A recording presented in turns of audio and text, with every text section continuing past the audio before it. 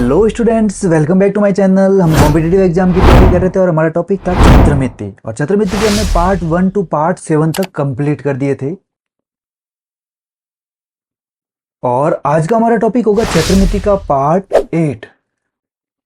और इस भाग में हम जानेंगे समांतर चतुर्भुज और समचतुर्भुज संबंधित 15 अति महत्वपूर्ण प्रश्न।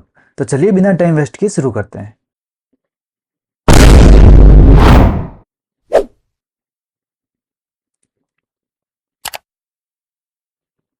अब हमारा प्रश्न संख्या 93 है कि एक चतुर्भुज का विकर्ण 12 सेंटीमीटर है तथा इस पर डाले गए लंब की लंबाई 3 सेंटीमीटर तथा 4 सेंटीमीटर है, तो चतुर्भुज का क्षेत्रफल कितना होगा। तो यहाँ पर प्रश्न में हमें एक चतुर्भुज दे रखा है और प्रश्न में स्पेशली मेंशन नहीं कर रखा कि ये समचतुर्भुज है या समांतर चतुर्भुज है।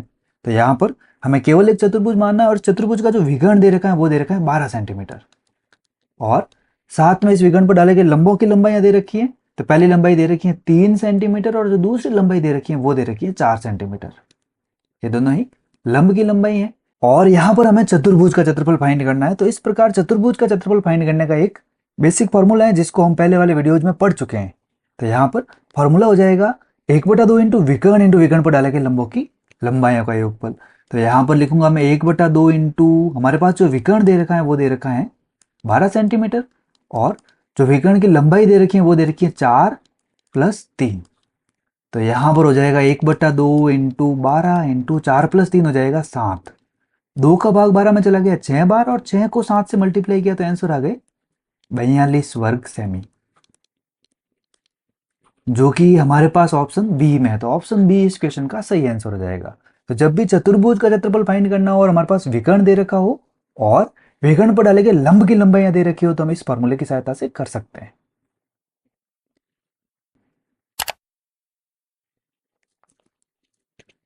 अब हमारा अगला प्रश्न है कि एक समांतर चतुर्भुज का आधार है वो 6.3 सेंटीमीटर और ऊंचाई है वो 20 सेंटीमीटर है, तो इस समांतर चतुर्भुज का क्षेत्रफल कितना होगा। तो यहां पर प्रश्न अनुसार हमें समांतर चतुर्भुज का क्षेत्रफल निकालना है। तो जो समांतर चतुर्भुज का क्षेत्रफल होगा उसका फॉर्मूला होता है आधार इंटू ऊंचाई।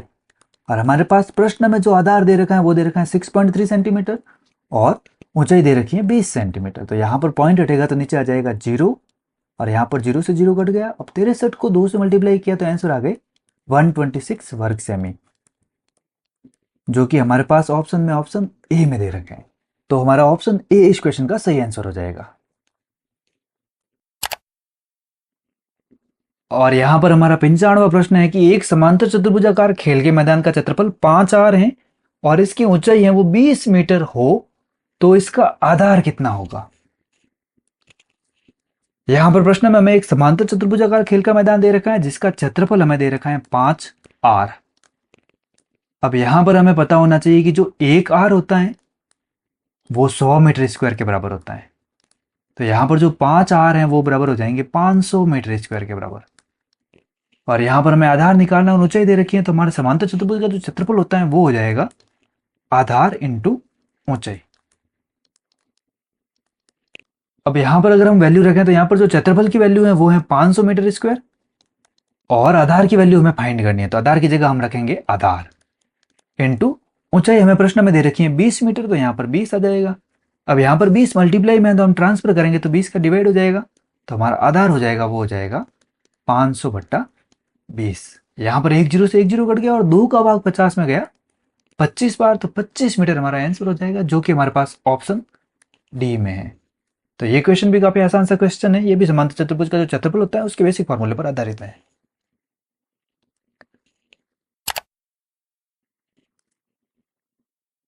अब हमारा 96 नंबर क्वेश्चन है कि एक समांतर चतुर्भुज की भुजाएं 30 मीटर तथा 14 मीटर हैं तथा इन भुजाओं को शीर्षों से मिलाने वाले विकर्ण की लंबाई 40 मीटर हो, तो समांतर चतुर्भुज का क्षेत्रफल कितना होगा। अब यहां पर प्रश्न को ध्यान से देखें तो यहां पर हमें एक समांतर चतुर्भुज दे रखा है जिसकी जो भुजाएं हैं वो है 30 मीटर और 14 मीटर और साथ ही हमें इन भुजाओं को शीर्षों से मिलाने वाले विकर्ण की लंबाई दे रखी है वो दे रखी है 40 मीटर। तो यहां पर हमें समांतर चतुर्भुज का क्षेत्रफल फाइंड करना है। और यहां पर ध्यान से देखें तो हमें आधार तो दे रखा है लेकिन जो ऊंचाई होती है वो हमें नहीं दे रखी है, इसलिए हम समांतर चतुर्भुज का जो क्षेत्रफल है वो इस फॉर्मूले से फाइंड नहीं कर सकते। तो यहां पर हम हीरोन का फॉर्मूला लगाएंगे, क्योंकि यहाँ पर जो त्रिभुज की तीनों भुजाएं हैं वो हमें दे रखी हैं। और यहाँ पर हम जानते हैं कि जो समांतर चतुर्भुज होता है उसकी आमने सामने वाली भुजाएं बराबर होती हैं। तो इस प्रकार हमें एक जैसे दो त्रिभुज प्राप्त हो गए, तो हम कोई भी एक त्रिभुज को हीरोन के फॉर्मूले से फाइंड करके उसको डबल करके इस समांतर चतुर्भुज का क्षेत्रफल फाइंड कर लेंगे। तो यहाँ पर हम त्रिभुज एक को फाइंड करते हैं। तो त्रिभुज एक की जो भुजाएं हैं उनको मैं ए बी सी मान लेता हूँ, और यहाँ पर सबसे पहले मैं एस निकालूंगा। तो एस की वैल्यू हो जाएगी ए प्लस बी प्लस सी बटा दो, दैट मीन्स 14 प्लस 30 प्लस 40 बटा दो। और ये हो गया 40 और 30 70 70 और ये 84 बट्टा 2। और सॉल्व किया तो हमारा एस आ गया 42 मीटर। और अब हम यहाँ पर त्रिभुज का क्षेत्रफल फाइंड करने के लिए हीरोन का फॉर्मूला लगाएंगे। तो हीरोन का फॉर्मूला हो जाएगा root of s into s minus a, s minus b और एस माइनस सी। तो यहां पर हमारे पास जो एस है वो तो है 42 मीटर, और 42 माइनस ए हो जाएगा हमारे पास 14 मीटर, एस माइनस बी हो जाएगा 42 माइनस 30, और एस माइनस सी हो जाएगा 42 माइनस 40। और यहां पर हम सॉल्व करेंगे तो हो जाएगा 42 इंटू 42 में से 14 गए तो हो जाएगा 28, इंटू 42 में से 30 गए तो हो जाएंगे 12, इंटू 42 में से 40 गए तो हो जाएंगे 2। अब यहां पर अगला स्टेप हो जाएगा रूट ऑफ 42 के फैक्टर करेंगे तो हो जाएंगे 7 इंटू 6, और 28 के फैक्टर हो जाएंगे 7 इंटू 4। 12 को मैं लिख दूंगा 6 इंटू 2 इंटू 2। और यहां पर जो भी जोड़ा है 7 2 बार है तो 7 एक बार लिख दूंगा, 6 यहां पर 2 बार है तो 6 एक बार आ जाएंगे, और 4 इंटू 2 इंटू 2 4, यानी कि 4 2 बार है इसलिए एक बार 4 बाहर आ जाएगा, इक्वल टू यहां पर 7 इंटू 6 इंटू 4 करेंगे तो हमारा आंसर आ जाएगा 168। तो यहां पर जो दो ट्राइंगल्स बन रहे हैं उनके जो एरिया हो जाएंगे वो हो जाएंगे 168 एंड 168। अब इन दोनों को जोड़ेंगे तो हमारा आंसर आ जाएगा 336, यानी कि टोटल जो एरिया होगा वो हो जाएगा 336 वर्ग सेमी, जो कि हमारे पास ऑप्शन ए में है। तो ऑप्शन ए इस क्वेश्चन का सही आंसर होगा।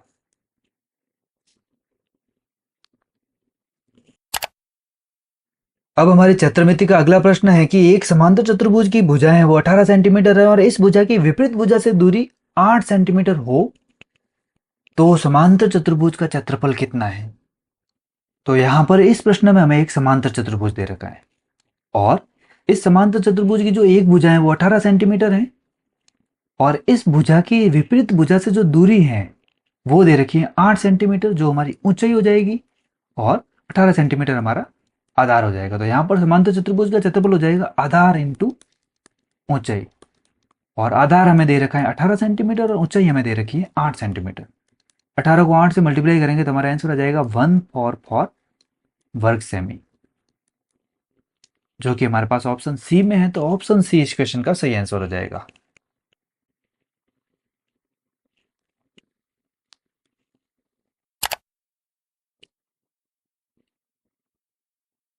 अब हमारा 98 नंबर क्वेश्चन है कि एक समांतर चतुर्भुज का आधार इसकी ऊंचाई का तिगुना है, और यदि इसका क्षेत्रफल 108 वर्ग सेमी हो तो इसका आधार ज्ञात कीजिए। अब यहां पर प्रश्न में दे रखा है कि जो आधार है वो ऊंचाई का तिगुना है। तो यहां पर अगर हम ऊंचाई को x मान लें तो हमारा आधार हो जाएगा वो हो जाएगा 3 इंटू ऊंचाई, दैट मीन्स 3x। और यहां पर हम समांतर चतुर्भुज का जो क्षेत्रफल होता है उसका फॉर्मूला जानते हैं, आधार इंटू ऊंचाई। और प्रश्न अनुसार हमें क्षेत्रफल दे रखा है 108 वर्ग सेमी, और हमारा आधार हो जाएगा वो हो जाएगा x मीटर, और ऊंचाई हो जाएगी 3x। अब यहां पर x इंटू 3x किया तो हो गया 3x स्क्वायर इक्वल टू लिख देंगे 108। अब यहां पर 3 मल्टीप्लाई में है, इसका ट्रांसफर करेंगे तो हो जाएगा x स्क्वायर इक्वल टू 108 बट्टा 3।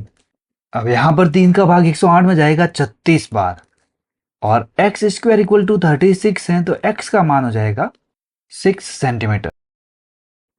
तो हमारा आधार है वो है 3x, तो 3 इंटू 6 करेंगे तो हमारा आंसर आ जाएगा 18 सेंटीमीटर, जो कि हमारे पास ऑप्शन सी में है। तो ऑप्शन सी इस क्वेश्चन का सही आंसर होगा।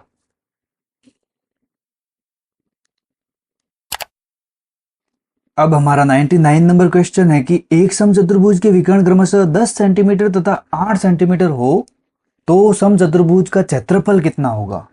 यहां पर प्रश्न में हमें एक समचतुर्भुज दे रखा है जिसके विकर्णों की लंबाइयां दे रखी हैं 10 सेंटीमीटर और 8 सेंटीमीटर। और यहाँ पर हमें समचतुर्भुज का क्षेत्रफल पूछा है, तो समचतुर्भुज का क्षेत्रफल होता है 1/2 इंटू विकर्णों का गुणनफल। तो यहाँ पर हो जाएगा 1/2 इंटू पहला विकर्ण है 8 सेंटीमीटर और दूसरा विकर्ण है 10 सेंटीमीटर। अब यहाँ पर 2 का भाग 10 में गया 5 बार और 8 इंटू 5 किया तो आंसर आ गया 40 वर्ग सेमी, जो कि हमारे पास ऑप्शन डी में है। तो ऑप्शन डी हमारे क्वेश्चन का सही आंसर हो जाएगा।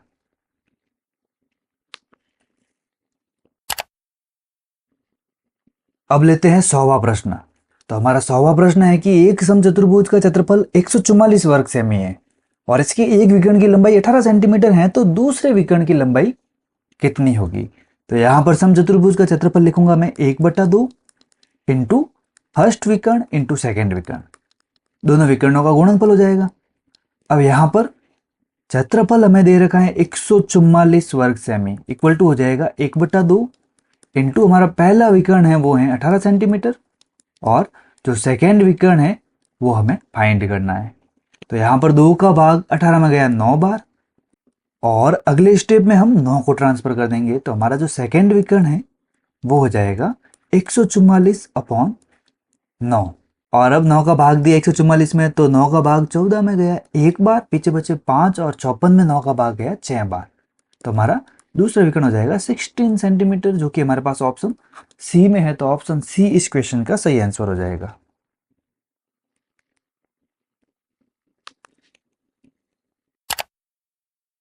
अब हमारा 101वां प्रश्न है कि एक समचतुर्भुज की भुजा 5 सेंटीमीटर और एक विकर्ण है वो 8 सेंटीमीटर है, तो इसका क्षेत्रफल क्या होगा।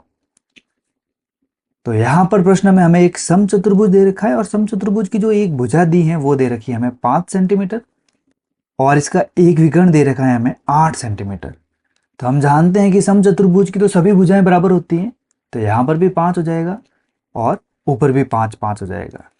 अब यहां पर हम ध्यान से देखें तो हमारे पास 2 त्रिभुज बन गए और दोनों त्रिभुजों की जो भुजाएं हैं वो 5, 5 और 8 सेंटीमीटर हैं। तो मैं यहाँ पर किसी भी एक त्रिभुज का क्षेत्रफल फाइंड कर लूंगा और उसका डबल कर दूंगा, तो मेरे पास इस समचतुर्भुज का क्षेत्रफल आ जाएगा।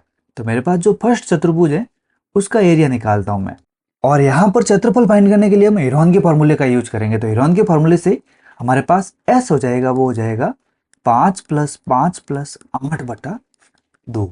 तो यहाँ पर हो गया 18/2 यानी कि 9 सेंटीमीटर। यहाँ पर फर्स्ट ट्रायंगल के लिए मैं कर रहा हूँ, तो यहाँ पर भुजाएं 5, 5 और 8 थी, तो हमारा अर्ध परिमाप हो गया 9 सेंटीमीटर। और यहाँ पर मैं एरिया का फॉर्मूला लगाऊंगा, तो वो हो जाएगा रूट में s into s minus A, s minus B and s minus सी। तो यहाँ पर रूट में हो जाएगा s की जगह आ जाएगा 9 मल्टीप्लाई 9 - 5, 9 - 5 एंड 9 - 8। अब यहां पर इसको सॉल्व करेंगे तो हो जाएगा रूट ऑफ 9 इंटू 9 - 5 हो गया 4 इंटू अगेन 9 - 5 हो गया 4 इंटू 9 - 8 किया तो 1 आ गया।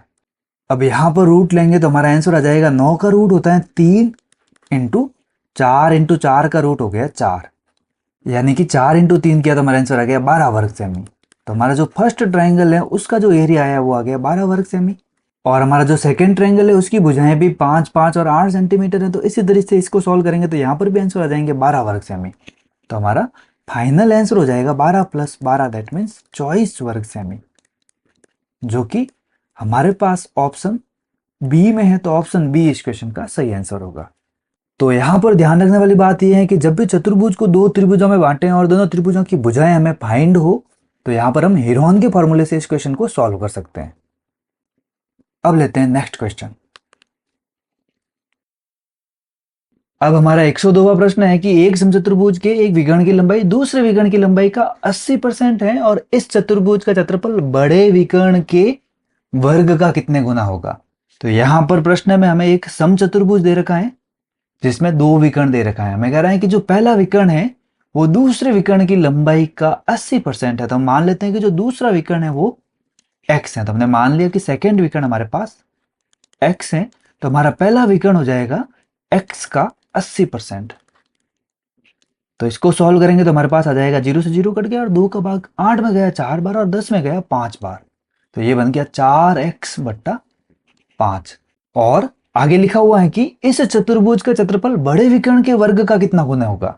तो यहाँ पर बड़े वाले विकर्ण का वर्ग बताना है। तो यहाँ पर हमारे पास दो विकर्ण है, तो यहाँ पर पहला विकर्ण है वो x का 80% और सेकंड विकर्ण हमारे पास x है, तो ऑब्वियसली x का 80% से बड़ा होगा।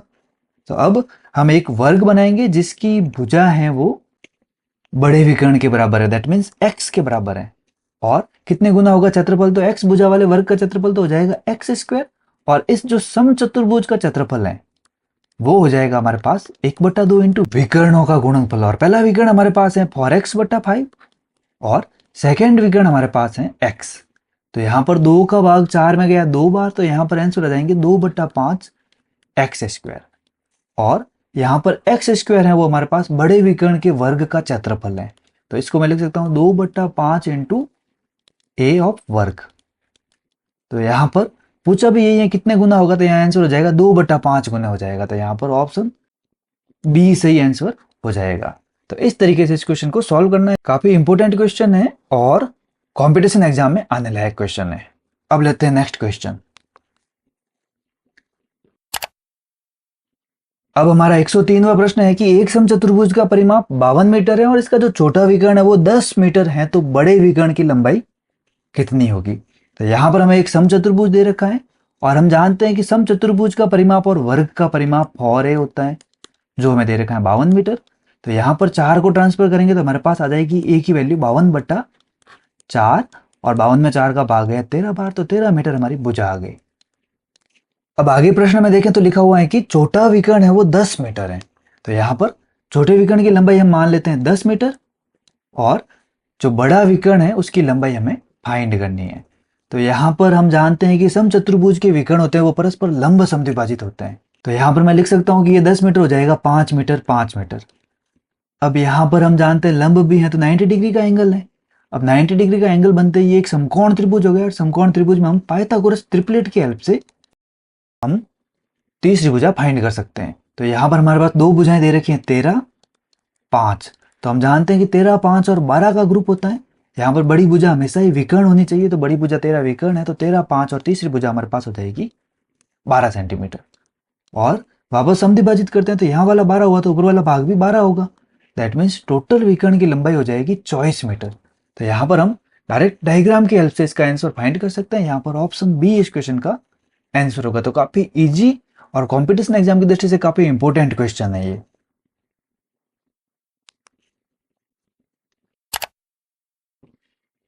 अब हमारा 104वां प्रश्न है कि एक समचतुर्भुज का क्षेत्रफल एक ऐसे त्रिभुज के क्षेत्रफल के बराबर है जिसका आधार है 24 सेंटीमीटर और ऊंचाई है 16 सेंटीमीटर। तो यहां पर अगर मैं त्रिभुज का क्षेत्रफल निकालूं तो जो त्रिभुज का क्षेत्रफल होगा वो हो जाएगा 1/2 इंटू आधार हमें दे रखा है 24 और ऊंचाई हमें दे रखी है 16 सेंटीमीटर। अब यहाँ पर 2 का भाग 24 में गया 12 बार और 12 को 16 से मल्टीप्लाई किया तो आंसर आ गए 192 सेंटीमीटर स्क्वायर। और प्रश्न में दिया हुआ है कि समचतुर्भुज का एक विकर्ण 12 सेंटीमीटर है और दूसरा विकर्ण हमें फाइंड करना है। और यहाँ पर ऊपर हमें दे रखा था कि जो समचतुर्भुज का क्षेत्रफल है वो त्रिभुज के क्षेत्रफल के बराबर है। तो यहाँ पर समचतुर्भुज का क्षेत्रफल तो होता है 1/2 इंटू पहला विकर्ण इंटू दूसरा विकर्ण इक्वल टू त्रिभुज का क्षेत्रफल हमने अभी फाइंड किया 192 सेंटीमीटर स्क्वायर। अब यहाँ पर वैल्यू पुट करूं तो 1/2 इंटू हमारा पहला विकर्ण है 12 सेंटीमीटर इंटू सेकेंड विकर्ण हमें फाइंड करना है, इक्वल टू हो जाएगा 192। यहाँ पर 2 का भाग 12 में गया 6 बार और 6 को जब 192 से डिवाइड किया तो आंसर आ गए 6 का भाग 19 में गया 3 बार और 1 बचा तो 2, यानी कि सेकेंड जो विकर्ण है वो आ जाएगा 32 सेंटीमीटर, जो कि हमारे पास ऑप्शन ए में है। तो ऑप्शन ए इस क्वेश्चन का सही आंसर हो जाएगा। अब हमारा 105वां प्रश्न हो जाएगा कि एक समचतुर्भुज के विकर्णों की लंबाई का योगफल 10 मीटर है तथा इसका क्षेत्रफल 9 वर्ग मीटर है, तो विकर्णों की लंबाइयों के वर्गों का योगफल कितना होगा। तो यहां पर हमें विकर्णों की लंबाइयों का योगफल दे रखा है, तो हम मान लेते हैं कि समचतुर्भुज के जो विकर्ण है वो है D1 और D2। तो यहां पर विकर्णों की लंबाइयों का योगफल हो जाएगा 10 मीटर। और यहां पर हमें समचतुर्भुज का क्षेत्रफल भी दे रखा है, तो क्षेत्रफल का फॉर्मूला होता है 1/2 इंटू विकर्णों का गुणनफल और विकर्ण हमारे पास है D1 और D2 इक्वल टू हो जाएगा 9 वर्ग मीटर। अब 2 को ट्रांसफर किया तो D1 D2 की वैल्यू आ गई 18। और यहाँ पर हमें विकर्णों की लंबाइयों के वर्गों का योग that means d1 square plus d2 square की वैल्यू फाइंड करनी है। तो यहाँ पर मैं अगर सर्वसमीकरण लगाऊं कि d1 प्लस d2 का होल स्क्वायर होता है वो हो जाएगा d1 square plus d2 square plus 2d1 d2। तो यहाँ पर मेरे पास d1 प्लस d2 की वैल्यू तो है 10 मीटर यानी कि 10 का स्क्वायर हो जाएगा, और d1 square plus d2 square plus 2 into d1 d2 की वैल्यू है 18 वर्ग मीटर। अब यहाँ पर 10 का स्क्वायर तो हो गया 100 और 2 इंटू 18 36 को ट्रांसफर किया तो यहाँ हो गया -36, सामने हो जाएगा d1 square plus d2 square. 100 में से 36 गए तो हमारा आंसर आ गया 64 वर्ग मीटर, जो कि हमारे पास ऑप्शन बी में है। तो ऑप्शन बी इस क्वेश्चन का सही आंसर हो जाएगा। ये भी काफी इंपॉर्टेंट क्वेश्चन है। अब हमारा 106वां प्रश्न है कि एक समचतुर्भुज की प्रत्येक भुजा 20 सेंटीमीटर लंबी है तथा इसके एक विकर्ण की लंबाई 24 सेंटीमीटर है, तो इस चतुर्भुज का क्षेत्रफल ज्ञात करो। तो यहां पर प्रश्न में हमें एक समचतुर्भुज दे रखा है जिसकी प्रत्येक भुजा की लंबाई 20 सेंटीमीटर है, और यहां पर हमें एक विकर्ण की लंबाई दे रखी है 24 सेंटीमीटर, और यहां पर हमें पूछा है कि इसका क्षेत्रफल क्या होगा। तो यहां पर हम जानते हैं कि जो समचतुर्भुज का क्षेत्रफल होता है वो होता है 1/2 इंटू विकर्णों का गुणनफल। तो यहां पर हमें एक विकर्ण तो फाइंड है, तो हमें यहां पर सेकंड विकर्ण फाइंड करना पड़ेगा।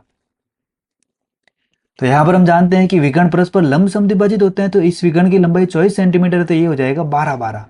और यहां पर हम इस ट्रायंगल की ये वाली भुजा फाइंड कर लें तो हम दूसरे विकर्ण की लंबाई फाइंड कर सकते हैं। तो यहां पर हमें एक समकोण त्रिभुज दे रखा है, तो हम ट्रिपलेट की हेल्प से तीसरी भुजा फाइंड कर सकते हैं। तो यहाँ पर हमारे पास दो भुजाएं हैं, वो है 20, 12, और तीसरी भुजा हमें फाइंड करनी है। तो यहाँ पर 2 का भाग दोनों में जा रहा है, तो 2 का भाग 20 में जा रहा है 10 बार, और 2 का भाग 12 में जा रहा है 6 बार।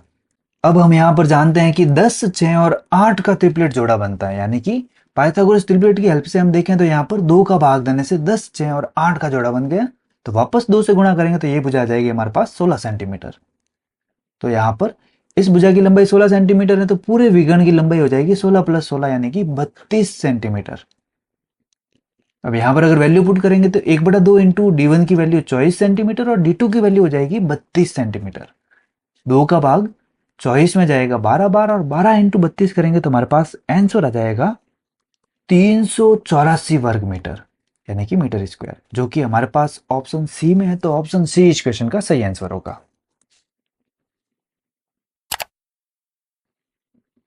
अब हमारा 107वां प्रश्न है कि एक वर्ग तथा एक समचतुर्भुज एक ही आधार पर बने हैं, तो किसका क्षेत्रफल अधिक होगा। तो यहां पर हम मान लेते हैं कि इन दोनों का आधार है वो a है, तो यहां पर जो वर्ग का क्षेत्रफल होगा वो तो हो जाएगा हमारे पास a², और जो समचतुर्भुज का क्षेत्रफल होगा वो हो जाएगा हमारे पास, जब भुजा दे रखी है तो हम करेंगे आधार इंटू ऊंचाई, और ऊंचाई हमने मान ली है b। तो यहां पर हमारे पास समचतुर्भुज का क्षेत्रफल हो जाएगा आधार इंटू ऊंचाई।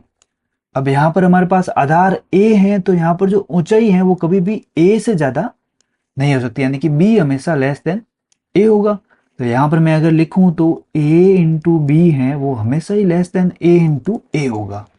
तो हम समझ सकते हैं कि यहाँ पर जो समचतुर्भुज का क्षेत्रफल है वो हमेशा ही वर्ग के क्षेत्रफल से कम होगा। यहाँ पर किसका क्षेत्रफल अधिक है पूछा है, तो यहाँ पर वर्ग का क्षेत्रफल समचतुर्भुज के क्षेत्रफल से अधिक होगा यदि समचतुर्भुज और वर्ग एक ही आधार पर बने हो। तो ये डायरेक्ट क्वेश्चन है और हमें डायरेक्ट याद होना चाहिए कि इन दोनों में से किसका क्षेत्रफल अधिक होता है। तो इस तरीके से हमारे इस वीडियो के सभी क्वेश्चंस कंप्लीट होते हैं। अगली वीडियो में हम इससे आगे बढ़ेंगे। अगर आपको वीडियो पसंद आया है तो वीडियो को लाइक, शेयर एंड सब्सक्राइब करें। धन्यवाद।